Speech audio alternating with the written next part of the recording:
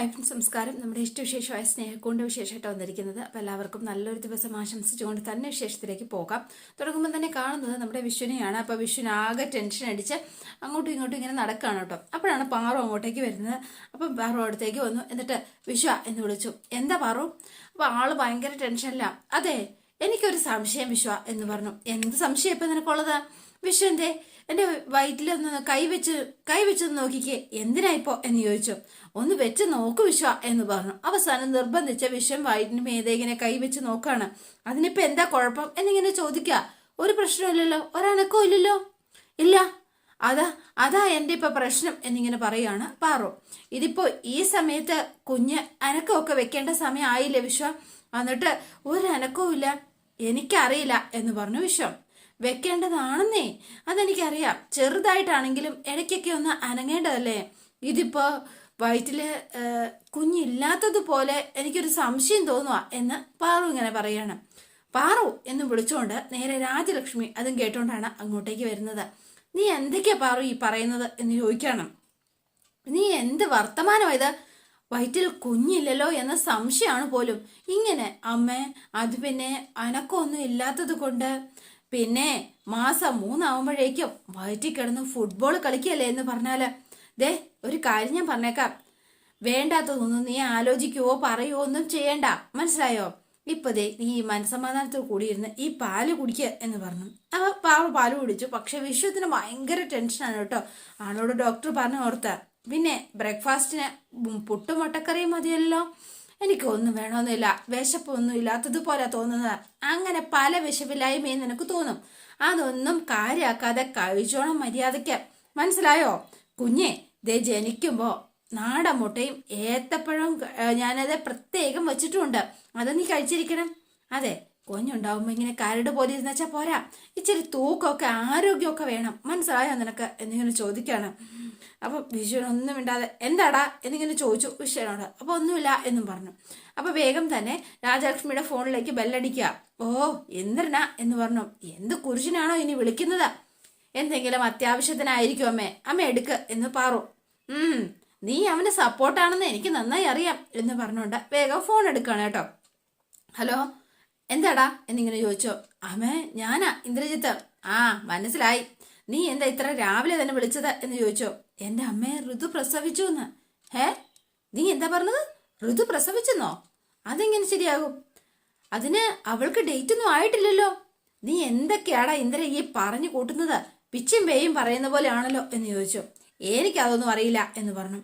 അതെ, എന്തായാലും കാര്യം സത്യവാ, ഋതു പ്രസവിച്ചിട്ടുണ്ട് എന്ന് പറഞ്ഞു. അതെങ്ങനെ ശരിയാകും ഇന്ദ്ര? 1 മാസത്തിന് മുകളിൽ ഇനി അവൾക്ക് ഡേറ്റിനുള്ളതല്ലേ. അമ്മേ, കുഞ്ഞെങ്ങനെ ഇരിക്കുന്നു ചോദിക്കമ്മേ എന്ന് പറയാ പാറോ. അവന്റെ കുഞ്ഞിന് എങ്ങനെയുണ്ട്? ആൺകുട്ടിയാണോ പെൺകുട്ടിയാണോ? അത് കൊള്ളാം. ശേ, അതൊന്നും എനിക്കറിയില്ല എന്ന് പറഞ്ഞു. നിനക്കറിയില്ലെന്നോ? എന്തോ നാടാ നീ ഈ പറഞ്ഞുകൊണ്ടിരിക്കുന്നത്? ഋതു പ്രസവിച്ചു, ആണാണോ പെണ്ണാണോ എന്നറിയില്ല. എന്താ നിനക്കറിയാത്തത്? അത് പിന്നെ ഞാനിപ്പോ ഇതേ പൊന്നും മഠത്തിലാ ഉള്ളത്. അവരിപ്പോ ഹോസ്പിറ്റലിലാ ഉള്ളത്. ഋതു ഹോസ്പിറ്റലിലോ? അപ്പോ നീ ഇപ്പൊ വീട്ടിൽ തന്നെ ഇരിക്കുകയാണോ എന്ന് ചോദിച്ചു. രാത്രി അവളെ ഹോസ്പിറ്റലിൽ കൊണ്ടുപോയത്, ഞാനൊന്നും പോയില്ല. ആ ബെസ്റ്റ്. എടാ, ശരിക്കും പറഞ്ഞ നീ തന്നെയാണോടാ അവളുടെ ഭർത്താവ്? സ്വന്തം ഭാര്യയുടെ പ്രസവമായിട്ട് ഹോസ്പിറ്റലിൽ പോയിട്ടില്ല. ആണാണോ പെണ്ണാന്നൊന്നും അവനറിയില്ല. വെറുതെ ആണോ നീ ചത്തുപോയി എന്ന് പറഞ്ഞാലും അവക്കൊരു ചുക്കും ഇല്ലാന്ന് അവളെന്റെ മുഖത്ത് നോക്കി പറഞ്ഞത്? ഇതല്ല ഇതിലപ്പുറവും പറയേണ്ടതാ ശരിക്കും.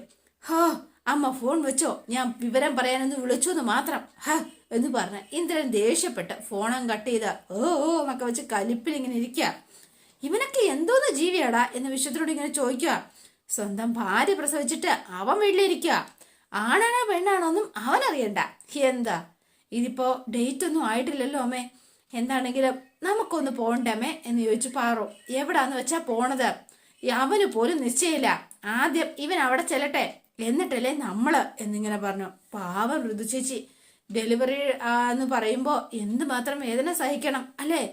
എത്ര വേദന സഹിച്ചാലും അവസാനം നമ്മുടെ കയ്യിലേക്ക് ഒരു കുഞ്ഞിനെ കിട്ടില്ലേ? അപ്പോ അതിനെ കാണുമ്പോ മാറാനുള്ള സങ്കടമൊക്കെ ഉള്ളൂ. അതിന് അത്ര മാത്രമേ ഉള്ളൂ ആ ഒരു വിഷമവും പ്രയാസവും ഒക്കെ.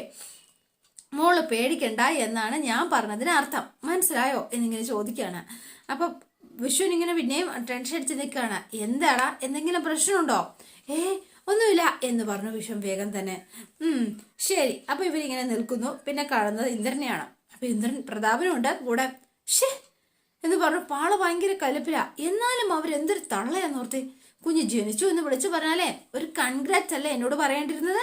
അതിന് പകരം ഒരു 100 ചോദ്യങ്ങൾ എന്നോട് ചോദിച്ചതാ.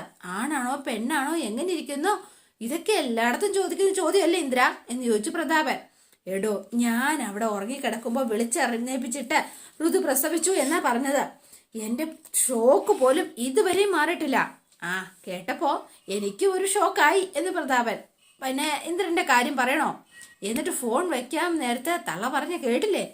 വെറുതെ അല്ല ഋതു പറയുന്നത് ഞാൻ ചത്താലും അവൾക്കൊരു കുന്തവും ഇല്ല എന്ന്. എടോ, അതൊക്കെ ഒരു തള്ളക്ക് പറയാൻ പറ്റുന്ന കാര്യമാണോടോ? വർത്തമാനാണോടോ? ഇന്ദ്ര, ഞാനൊരു കാര്യം പറയാത്ത എനിക്ക് വിഷമമൊന്നും തോന്നരുത് എന്ന് പറഞ്ഞു പ്രതാപൻ. രാജലക്ഷ്മി അമ്മ എന്നല്ല, ആര് കേട്ടാലും തന്നോട് ഇങ്ങനെ തന്നെ പറയുള്ളൂ. എടോ, വെറുതെ ദേഷ്യം പിടിച്ച് ചാടിക്കടിക്കാൻ വന്നിട്ട് ഒരു കാര്യമില്ല ഇന്ദ്ര. എടോ, താൻ ഋതുവിന്റെ ഭർത്താവാണ്. 2 പേരും ഒരുമിച്ച് ഒരു വീട്ടിലാണ് താമസിക്കുന്നത്. ആ സ്ഥിതിക്ക് ഇത്രയും നേരത്തെ ഋതുവിന്റെ ഡെലിവറി നടക്കണമെങ്കിൽ അതിനെന്തോ ഒരു കോംപ്ലിക്കേഷൻസ് ഉണ്ട് എന്ന് വേണം മനസ്സിലാക്കാൻ. എന്നിട്ട് പോലും താൻ അവളുടെ കൂടെ ഇല്ല. ഇതുവരെ താൻ ഹോസ്പിറ്റലിലേക്ക് പോയിട്ട് പോലുമില്ല. എടോ, അത് താൻ ഇവിടെ കള്ളും കുടിച്ച് കിടന്ന് ഉറങ്ങിപ്പോയി. അങ്ങനെ ഇവിടെയുള്ള ഒരു കഴുതു അല്ല, അത് തന്നെയാ സത്യം. തന്റെ ഉത്തരവാദിത്വം ഇല്ലായ്മ തന്നെയാ അത്. സേതുവും പല്ലവിയും ഋതുവിനൊപ്പം പോയി എന്നല്ലേ പറഞ്ഞത്. നോക്കിക്കോ, ഈ ഒരു സംഭവത്തോടെ ചേച്ചിക്ക് വരെ മനസ്സിലാവും തന്റെ സ്നേഹവും കരുതലും ഒക്കെ വെറും അഭിനയം മാത്രമാണെന്ന്. ഇല്ലടോ പ്രതാപ, അങ്ങനെ ആരെ ജയിക്കാൻ ഞാൻ സമ്മതിക്കത്തില്ല. അതിനെ താൻ സമ്മതിച്ചാലും ഇല്ലെങ്കിലും അതിപ്പോ അങ്ങനെ തന്നെയാ. സേതുവിനും പല്ലവിക്കും തന്നെയാ മുൻകൈ. അവർക്കാണ് വില മറ്റുള്ളവരുടെ മുൻപില്. താൻ വെറും ബിഗ് സീറോ എന്ന് പറഞ്ഞു കേട്ടോ. സമ്മതിക്കില്ല ഞാൻ. താൻ നോക്കിക്കോ. ഞാനുണ്ടല്ലോ ഇതൊക്കെ മറ്റുള്ളവരുടെ കുറ്റമാക്കി ഞാനത് മാറ്റിയെടുക്കും. പക്ഷെ അതെങ്ങനെ ഇന്ദ്ര? ആളുകൾ എന്താ മണ്ടന്മാരാണോ? താൻ നോക്കിക്കോടോ, ഉറപ്പായിട്ട് ഞാൻ മാറ്റിയിരിക്കും. ഇന്ദ്രജിത്ത് വിചാരിക്കുന്നിടത്തേ കാര്യങ്ങൾ എത്തും. അതിനെ ഞാൻ സമ്മതിക്കൂ എന്ന് പറഞ്ഞുകൊണ്ടാണ് ഇന്ദ്രന്റെ നിൽപ്പ്. അപ്പൊ പിന്നെ കാണുന്നത് പല്ലവിനെയും സേതുവിനെയാണ്. അപ്പൊ 2 പേരും ഇങ്ങനെ പുറത്തേക്കിങ്ങനെ ഇരിക്കുകയാണ്. പല്ലവി, ചായ എന്തെങ്കിലും വേണോ? വേണ്ട സേതുവേട്ടാ, ഋതുവിന്റെ കാര്യങ്ങളൊന്നും അറിഞ്ഞില്ലല്ലോ സേതുവേട്ടാ എന്നിങ്ങനെ പറയുകയാണ്. അപ്പം മയക്കം വിടാൻ സമയം എടുക്കും എന്നല്ലേ പറഞ്ഞത്? എന്താണെങ്കിലും വെയിറ്റ് ചെയ്യാം എന്ന് പറഞ്ഞു. അല്ല, ഈ ഡ്രസ്സ് ഒന്ന് മാറാനോ ഒന്ന് ഫ്രഷ് ആവാനോ ഒന്നും പറ്റിയില്ലല്ലോ എന്ന് ചോദിക്കുകയാണ്. ഞാൻ അച്ഛന് മെസ്സേജ് ചെയ്തിട്ടുണ്ട്, വരുമ്പോൾ അത്യാവശ്യ സാധനങ്ങളൊക്കെ കൊണ്ടുവരാനായിട്ട്.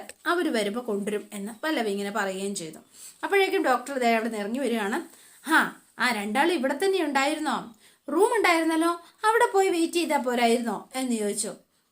അല്ല ഡോക്ടർ, രാത്രി മുഴുവൻ നിങ്ങൾ ഉറങ്ങാതെ വെയിറ്റ് ചെയ്തായിരുന്നില്ലേ? ഋതുവിന്റെ കാര്യമൊന്നും അറിയാതെ. അത് പറയാം.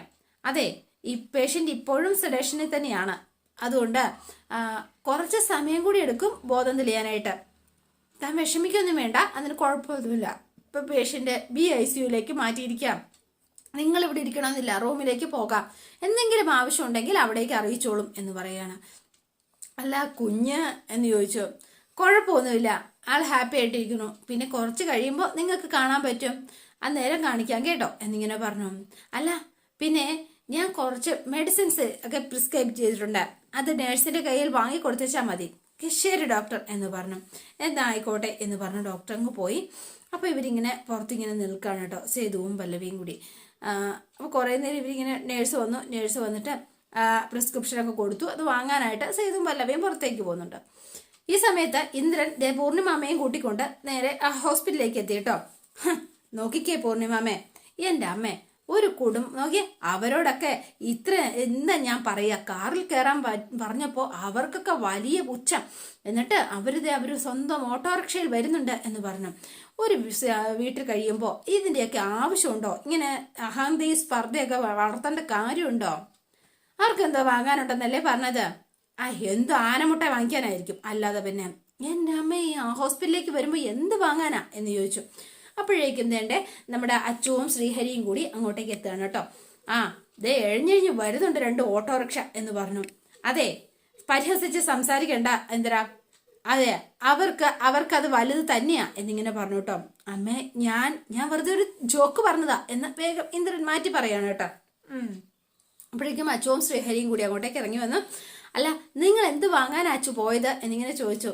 അത് പിന്നെ കുഞ്ഞിനെ കാണാനല്ലേ അമ്മ വരുന്നത്. ഒരു ബേബി കിറ്റ് വാങ്ങി, കുഞ്ഞിന് വേണ്ട ടവലും സോപ്പും പൗഡറും ഉടുപ്പും എല്ലാം ഉണ്ട്. അതൊക്കെ ഇവിടെ വാങ്ങിക്കാൻ കിട്ടുമല്ലോ. ഞാൻ വാങ്ങിച്ചു കൊടുത്തോളാമായിരുന്നു എൻ്റെ കുഞ്ഞിന്. അത് താൻ എന്തെങ്കിലും ചെയ്യാം. ഇത് ഞാൻ എൻ്റെ അനിയത്തിയുടെ കുഞ്ഞിന് വേണ്ടി വാങ്ങിയതാ ഞാൻ പറഞ്ഞത്. വാമേ എന്ന് പറഞ്ഞ് ഇവരകത്തേക്ക് കയറാൻ തുടങ്ങിയപ്പോഴത്തേനുമാണ് സേതുവും പല്ലവിയും കൂടെ വരുന്നത്. ആഹാ, എങ്ങനെയുണ്ട് എന്നിങ്ങനെ ചോദിച്ചു. മോനെ, ഋതുവിന് എങ്ങനെയുണ്ട്? കുഴപ്പമില്ല, മയക്കം വിട്ടിട്ടില്ല. കുഞ്ഞോ എന്നിങ്ങനെ ചോദിച്ചു. അപ്പൊ കുഞ്ഞിനെന്താ പ്രശ്നം? അതൊന്നുമല്ല, ഇൻക്യുബേറ്ററിലാമേ, മാസം തികയാതെ ജനിച്ചതല്ലേ, അതുകൊണ്ട് പ്രീമച്യൂർ ബേബി അല്ലേ, അതാ പ്രശ്നം എന്നിങ്ങനെ പറയാണ്. ഓ, ഞാൻ എത്താൻ വൈകിയതിന് എന്തെങ്കിലും പറയാൻ സാധ്യതയുണ്ട്. അതിനു മുൻപ് അങ്ങോട്ടേക്ക് തന്നെ കയറി അങ്ങ് അറ്റാക്ക് ചെയ്യാം എന്ന് തീരുമാനിച്ചു ഇന്ദ്രൻ. സേതുവേട്ടന് നല്ല ഉറക്കക്ഷീണം ഉണ്ടല്ലോ എന്ന് ഹരി ഇങ്ങനെ പറയാ. ഒരുപോലെ കണ്ണടച്ചിട്ടുണ്ടാവില്ല, എന്താ ശരിയല്ലേ? അതൊന്നും സാരമില്ല, കുഴപ്പമൊന്നുമില്ലാതെ ഋതുവിനെയും കുഞ്ഞിനെയും കിട്ടണം എന്ന് പ്രാർത്ഥന മാത്രമേ ഉണ്ടായിരുന്നുള്ളൂ. പക്ഷെ എന്നാലും സേതുളിയൻ കാണിച്ചത് വളരെ മോശമായിപ്പോയി എന്ന് വേഗം ഇന്ദ്രൻ. ഞാൻ എന്താടാ കാണിച്ചത്? അല്ലേ, അവൾ എന്തു പറഞ്ഞാലും ഞാനല്ലേ ആ കുഞ്ഞിന്റെ അച്ഛൻ. ആ സ്ഥിതിക്ക് എന്റെ കുഞ്ഞ് ജനിക്കുമ്പോൾ ഞാനല്ലേ ഇവിടെ കാണേണ്ടത് എന്ന് ചോദിക്കുകയാണ് വേഗം ഇന്ദ്രൻ കേട്ടോ. നിന്റെ ഭാര്യയുടെ കാര്യം നോക്കാൻ നീ ഒപ്പം ഉണ്ടെങ്കിൽ ഞാനോ സേതുവേട്ടനോ ഇവിടെ വന്ന് നീ നിൽക്കട്ടെ വരുമായിരുന്നോടാ? ഞാൻ നോക്കാൻ തയ്യാറായിരുന്നല്ലോ, അവളല്ലേ സമ്മതിക്കാതിരുന്നത് എന്ന് ചോദിച്ചു വേഗം ഇന്ദ്രൻ. രാത്രി നിന്നെ ഞാൻ എത്ര തവണ വിളിച്ചതാ? നീ ആ ഫോണൊന്നും എടുത്തു നോക്കി, എല്ലാ കോളും നീ കട്ട് ചെയ്യല്ലേ ചെയ്തത്. അത് പിന്നെ ഉറക്കത്തിൽ കൈതട്ടിയോ മറ്റോ കട്ടായതായിരിക്കും എന്ന്. അല്ല, ശരിക്കും പറഞ്ഞാല് ഇങ്ങനൊരു ഇത്രയും പ്രധാനപ്പെട്ട ഒരു കാര്യം നടക്കുമ്പോ ഫോൺ വിളിച്ചിട്ട് കിട്ടിയില്ല എന്ന് പറഞ്ഞ് വിട്ടുകളയാണോ ചെയ്യേണ്ടത്? അവിടെ വീട്ടിൽ വന്ന് എന്നെ വിളിച്ചോണ്ട് പോരുമല്ലേ ചെയ്യേണ്ടിയിരുന്നത്? അപ്പൊ വേഗം തന്നെ അച്ചു, അയ്യടാ, വിളിച്ചോണ്ട് വരാൻ പറ്റിയ ഒരു കണ്ടീഷനിലായിരുന്നല്ലോ നീ വന്നിരുന്നത്. എത്ര കാലിലാണ് നീ ഇന്നലെ വീട്ടിൽ വന്നത്? 4 അതോ 5? എന്നെ ഇവളുടെ വായു വല്ലതും കയറ്റി വെക്ക എന്ന് പറഞ്ഞു. തർക്കിക്കാൻ നിൽക്കേണ്ട അച്ചോ, ഇതിന് പറ്റിയ സ്ഥലമല്ല. ഋതുവിന്റെ കുഞ്ഞിന്റെ ഭാഗ്യം എന്ന് കരുതിയാൽ മതി. അവരെ ഏറ്റവും നോക്കുന്ന ആ 2 പേരെ തന്നെ തക്ക സമയത്ത് ദൈവം ഇവിടെ എത്തിച്ചല്ലോ, അങ്ങനെ വിചാരിച്ചാ മതി എന്ന് പറഞ്ഞു ഹരി. കഷ്ടം. അതെ, അപ്പം ഇവരിങ്ങനെ വന്നപ്പോഴത്തേനും എന്നാ ഒരു കാര്യം ചെയ്യാം, നിങ്ങൾ റൂമിൽ ഫാർമസിയിൽ നിന്ന് കുറച്ച് മരുന്ന് മറ്റും വാങ്ങാനുണ്ട്, അവിടെ നല്ല ക്യൂ ആയിരിക്കും, ഞങ്ങൾ പോയി അത് വാങ്ങിയിട്ട് വരാം. ഒരു കാര്യം ചെയ്യാം, നിങ്ങൾ റൂമിലേക്ക് പൊക്കോ എന്നിങ്ങനെ പറഞ്ഞു കേട്ടോ. കുഞ്ഞിനെ ഒന്ന് കാണാൻ പറ്റുമോ സേതു? അതെ, തൽക്കാലം നിങ്ങൾ റൂമിലിരിക്കുക, ഞങ്ങൾ പോയി മരുന്ന് വാങ്ങിയിട്ട് വരാം. 1.5 മണിക്കൂർ ടൈം. അതിനു മുൻപ് ഡോക്ടറെ കണ്ട് അനുവാദവും വാങ്ങണം. ഡോക്ടർ സമ്മതിച്ചാൽ മാത്രമേ കുഞ്ഞിനെ കാണാൻ പറ്റുള്ളൂ എന്ന് പറഞ്ഞു.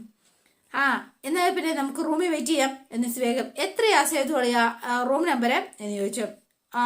105 എന്ന് പറഞ്ഞു. ഓക്കെ ശരി, വാ എല്ലാരും വാ എന്ന് പറഞ്ഞു. പോവാൻ തുടങ്ങിയ പച്ചു വേഗം നിന്നേ എന്ന് പറഞ്ഞു. ആ പ്രിസ്ക്രിപ്ഷൻ ഇങ്ങ് തന്നെ ചെയ്തോട്ടാ എന്ന് പറഞ്ഞു. എന്തിനാ മോളെ? അതിങ്ങി താ, അത് വാങ്ങി അച്ചു. ദാ ഇന്ദിര, തന്റെ കുഞ്ഞിന് വേണ്ടതെല്ലാം താൻ വാങ്ങിച്ചോളാം എന്നല്ലേ പറഞ്ഞത്? പോയി ക്യൂ നിന്ന് ഇത് വാങ്ങിക്കൊണ്ട് വാ എന്ന് പറഞ്ഞ നേരെ ഇന്ദ്രന്റെ കയ്യിലേക്ക് അവൻ കൊടുത്തു.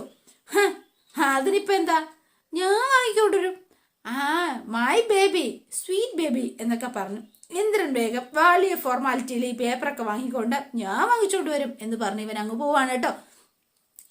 സേതുവേട്ടനും ചേച്ചിയും റൂമിലേക്ക് പോയിക്കോ, ദേ സാധനങ്ങളെല്ലാം ഞങ്ങൾ കൊടുത്തിട്ടുണ്ട്, ഒന്ന് കുളിച്ച് ഫ്രഷ് ആയി വാ, നിങ്ങൾ ചെല്ല്, ഞങ്ങൾ കോറിഡോറിലോ അവിടെ എവിടെയെങ്കിലും വെയിറ്റ് ചെയ്തോളാം എന്ന് വേഗം പൂർണിമയും പറയാ. ശരി എന്ന് പറഞ്ഞ് ഇവരെല്ലാവരും നേരെ അകത്തേക്ക് പോയി. അപ്പൊ ഡോക്ടറെ കാണാനായിട്ട് സേതുവും പല്ലവിയും കൂടി കുളിച്ച് ഫ്രഷായി ഡ്രസ്സൊക്കെ മാറി അങ്ങോട്ടേക്ക് എത്തിയിരിക്കുകയാണ് കേട്ടോ. ഫ്രഷായി വേഷമൊക്കെ മാറിയല്ലേ ഒന്ന്, വീട്ടിൽ നിന്ന് ആളുകൾ വന്നു അതാ എന്ന് പറഞ്ഞു. ശരി, അല്ല ഋതിക പൊന്നും മടത്തി ഫാമിലി ആണല്ലേ? അതെ എന്ന് പറഞ്ഞു. അപ്പോ മാധവ് മേനോൻ സാറിനെ എനിക്ക് നേരത്തെ അറിയാം എന്നിങ്ങനെ ഇദ്ദേഹം പറയാണ്. പിന്നെ അപ്പോ അദ്ദേഹത്തിന്റെ മകനാണല്ലേ? അതെ എന്ന് പറഞ്ഞു. ഋതികയുടെ ഹസ്ബൻഡ് എത്തിയിട്ടുണ്ടോ? ഉണ്ട് ഡോക്ടർ എന്ന് പറഞ്ഞു. ശരി, എനിക്ക് അയാളെ അത്യാവശ്യമായിട്ടൊന്ന് കാണണം, കുറച്ച് കാര്യങ്ങൾ സംസാരിക്കാനാണ്. എന്താ ഡോക്ടർ എന്നിങ്ങനെ ചോദിക്കുകയാണ്. വേറെ ഒന്നുമില്ല, പേടിക്കാനും ഒന്നുമില്ല. ഞാനേ പറഞ്ഞ എന്തെന്ന് വെച്ചിട്ടുണ്ടെങ്കിൽ പെട്ടെന്ന് ഇത്രയും പൊതുവായി ചില കാര്യങ്ങള് ഭാര്യയുടെ ഡെലിവറിക്ക് ശേഷം പാർട്ട്ണർ ശ്രദ്ധിക്കേണ്ടതായിട്ടുണ്ട്. ഇവിടെ ഡെലിവറി പ്രീമിച്ചർ ആയതുകൊണ്ട് അമ്മയുടെയും കുഞ്ഞിന്റെയും കാര്യത്തിൽ കൂടുതൽ ശ്രദ്ധയും ജാഗ്രതയും വേണം. അതാ ഞാൻ ഉദ്ദേശിച്ചത്. ഫാമിലി മെമ്പേഴ്സ് എല്ലാവരും വന്നിട്ടുണ്ട്. അവർക്ക് കുഞ്ഞിനെ ഒന്ന് കാണണം ഡോക്ടർ. കുഞ്ഞിനെ കാണിക്കാം, പക്ഷേ അതിനു മുൻപ് ഋതുവിന്റെ ബേബി കുറച്ച് മിടിക്കാണ് കേട്ടോ. ആളിച്ചിരി ആക്റ്റീവ് ഒക്കെ ആയിട്ട് തുടങ്ങിയിട്ടുണ്ട്. പ്രീമിച്ചറായിട്ടും അവള് ഒന്ന് അനങ്ങി തുടങ്ങിയിട്ടുണ്ട് എന്നിങ്ങനെ പറയാണ്. പിന്നെ കുഞ്ഞിനെ കാണുക എന്നുള്ളത് കുടുംബത്തിന്റെ ഒരു അവകാശം തന്നെയാണല്ലോ. പക്ഷെ ഒരു കാര്യം നിങ്ങൾ ഉറപ്പുവരുത്തേണ്ടതുണ്ട്, ആർക്കും അസുഖങ്ങളൊന്നും ഉണ്ടാവാൻ പാടില്ല. പിന്നെ ചെറിയൊരു ജലദോഷം ഉണ്ടെങ്കിൽ കൂടി അത് കുട്ടിയെ കാണിക്കാൻ പറ്റില്ല. അത് മാത്രമല്ല, പിന്നെ എല്ലാവരും കൈകൾ സാനിറ്റൈസ് ചെയ്യുകയും കഴുകുകയും ഒക്കെ ചെയ്യണം. ഉമ്മ കൊടുക്കുകയോ ഒന്നും ചെയ്യാൻ പാടില്ല എന്ന് പറഞ്ഞു. ഡോക്ടർ, ഇതൊക്കെ ഡോക്ടർ തന്നെ ഒന്ന് പറയുമോ? പിന്നെ കുട്ടി അധിക സമയവും വിട്ടുതരാൻ പറ്റില്ല എന്നുകൂടി ഡോക്ടർ പറഞ്ഞു. ഓ ഷുവർ എന്നിങ്ങനെ പറഞ്ഞു. കുഞ്ഞിനെ കാണിക്കുന്നതിന് മുൻപ് ആയിക്കോട്ടെ, ഐ വിൽ കം എന്ന് പറഞ്ഞു ഡോക്ടർ ഇവരുടെ കൂടെ നേരെ അവരുടെ അടുത്തേക്ക് ചെല്ലുകയാണ് കേട്ടോ. അപ്പം അതേ പുറത്ത് വെയിറ്റ് ചെയ്ത് നിൽക്കുകയാണ് അച്ചുവും പൂർണിമയും ശ്രീഹരിയും. അപ്പോഴേക്കും ഇതേണ്ട ഇന്ദ്രൻ മരുന്നൊക്കെ വാങ്ങിക്കൊണ്ട് വരികയാണ് കേട്ടോ. നീ ഇതെവിടെ പോയി കിടക്കായിരുന്നടാ ഇന്ദ്ര എന്നിങ്ങനെ ചോദിക്കുകയാണ് ഹരി. മണിക്കൂർ ഒന്നായല്ലോ നീ പോയിട്ട് എന്ന് പറഞ്ഞു. അപ്പം മേടിച്ചോ, മരുന്നൊക്കെ കിട്ടിയോ ഇന്ദ്ര എന്ന് ചോദിച്ചു പൂർണിമ. മരുന്ന് മാത്രമല്ല, ഇന്നലെ സർജറിക്ക് ഉപയോഗിച്ച കോട്ടം വരെയുള്ള കുറേ സാധനങ്ങൾ വാങ്ങിയിട്ടുണ്ട് എന്ന് പറഞ്ഞു. അത് അങ്ങനെ തന്നെയാ. അതെ, ഹോസ്പിറ്റലിലെ സ്റ്റോക്കിൽ നിന്ന് ആവശ്യമുള്ള സാധനങ്ങളൊക്കെ എടുത്ത് ഉപയോഗിക്കും. പിന്നീട് നമ്മുടെ പേരിൽ ഉപയോഗിച്ച സാധനങ്ങളുടെ ലിസ്റ്റ് തന്നുവിടും. അത് ഫാർമസിയിൽ നിന്ന് മേടിപ്പിച്ച് സ്റ്റോക്ക് റീഫിൽ ചെയ്യും. അതെല്ലായിടത്തും ഉള്ളതാ. ഇതൊക്കെ ആരറിയുന്നു? ഞാൻ വിചാരിച്ചു 500-1000 രൂപയുടെ വല്ല ബില്ലേ ആവുള്ളൂന്ന്. ഇതിപ്പോ 25,000 രൂപയുടെ ബില്ലായി എന്ന് പറഞ്ഞു. പൈസ ഉണ്ടായിരുന്നോ? ഒപ്പിച്ചു എന്നിങ്ങനെ പറയുകയാണ്. അപ്പോഴേക്കും നേഴ്സ് ഇറങ്ങി വന്നു. നേഴ്സിന്റെ കയ്യിലേക്ക് ഈ ബാഗ് കൊടുത്ത് അങ്ങോട്ട് വിടുകയാണ് കേട്ടോ. അല്ല, സേതുവും പല്ലവി എവിടെ? അവരെപ്പോഴേ വന്നു. അവർ ഡോക്ടറെ കാണാൻ കയറിയിരിക്കുക. എന്നാൽ ഞാൻ അവിടെ ഇരിക്കട്ടെ. അപ്പോഴേക്കും സേതുവും പല്ലവിയും ഡോക്ടറുടെ അങ്ങോട്ടേക്ക് എത്തുകയാണ്. വേഗം തന്നെ ഇതാ ഫാമിലി മെമ്പേഴ്സ് എന്നിങ്ങനെ പറഞ്ഞു കേട്ടോ. ആരാ ധൃതിയുടെ ഹസ്ബൻഡ്? ഞാനാ ഡോക്ടർ. ഞാൻ കുറച്ച് ദിവസമായിട്ട് സ്ഥലത്തില്ലാതെ പോയി എന്ന് വേഗം തന്നെ ഇവൻ ഇല്ലാത്ത കഥയൊക്കെ ഉണ്ടാക്കുകയാണ്. ഇറ്റ്സ് ഓക്കെ, പക്ഷെ ഇവരെല്ലാ കാര്യത്തിനും കൂടെ നിന്നോ. You should thanks to them എന്ന് പറഞ്ഞു. ഓ ഷുവർ ഡോക്ടർ എന്ന് പറയണം. നിങ്ങൾക്ക് എല്ലാവർക്കും കുഞ്ഞിനെ കാണാൻ വലിയ ആഗ്രഹമുണ്ടെന്ന് എനിക്കറിയാം. പിന്നെ ഞാൻ ഇങ്ങനെ ഭയങ്കര എക്സൈറ്റ്മെന്റിലാണ് ഡോക്ടർ. അത് സ്വാഭാവികം എന്നിങ്ങനെ പറയാണ് കേട്ടോ. നാച്ചുറൽ അല്ലേ. പിന്നെ ഒരു കാര്യം നിങ്ങൾ മറന്നു പോകരുത്, ബേബി പ്രീമിച്ചറാണ്, അതുകൊണ്ട് ശ്രദ്ധിക്കുക തന്നെ ചെയ്യണം എന്ന് പറഞ്ഞു. അപ്പൊ ഇന്ദ്രനും ബാക്കിയുള്ളവരെല്ലാവരും ഇങ്ങനെ നിൽക്കുന്നു. അതോടെയാണ് ഇന്നത്തെ വിശേഷം അവസാനിക്കുന്നത്. നാളത്തെ വിശേഷം ഇതിലും ഗംഭീരമാണ്. അപ്പൊ എല്ലാവരും വെയിറ്റ് ചെയ്യുക. ഇഷ്ടപ്പെട്ടെങ്കിൽ ലൈക്ക് ചെയ്യാനും ഷെയർ ചെയ്യാനും സബ്സ്ക്രൈബ് ചെയ്യാനും ഹൈപ്പ് ചെയ്യാനും മറന്നു പോകല്ലേ. പുതുപുത്തൻ വിശേഷമായിട്ട് എത്താം. Bye and see you again.